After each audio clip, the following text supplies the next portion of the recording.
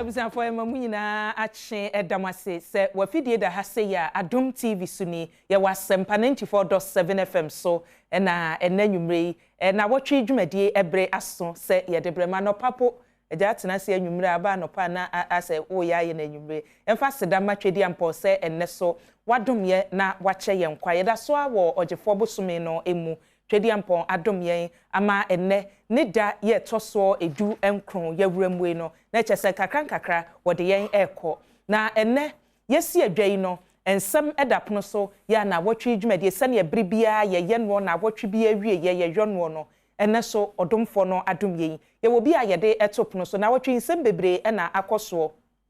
ene ne beboa amomman no atumi akoso ne wose ye tena ase ne yesi ne koso no eno ho adwuma ne be na nei ye da pono so na ye hwa abusia ye de ani ebechem 11 sensam no nim se enwoye enkosi samra hyebadwafo be ye ho adwuma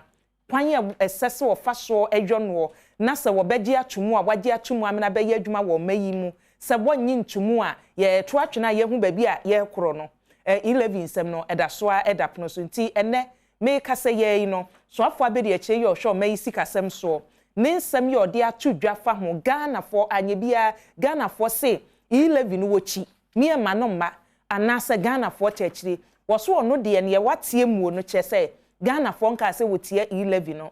afa ye behwe ensem ahodo bi so manya ye timuoi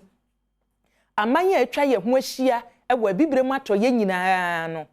abantugo ye atwa ye ho ahia eti oman Ghana ye timuo no ayese wo yonko abodwe se hye fa wodie nu nsuo mu na watwi ne ebeto odwa ene abanchi a empanimfo se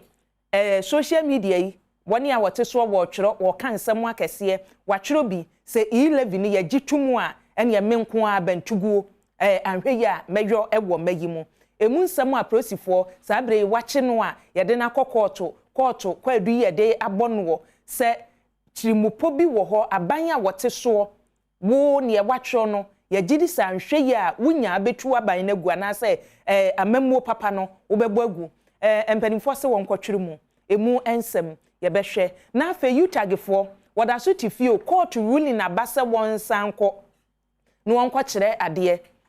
yutagefo eda so atifie yutagefo se omo ne wu ekuokro no sa aban omo ne ubehia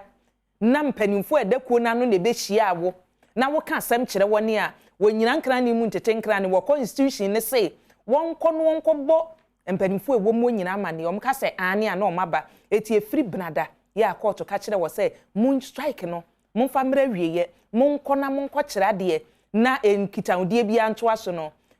yutagfo eda so atifie abusuan enuso mu ensem eno de eja betomu eti ye behwese ne niema besi akọ na enei se yensaka EPA pani wo ha na esese tie bia apiate ebeye introduction abusuan medin e de akua boachiwe yi Adom yentwe humra ye ba ebeto aso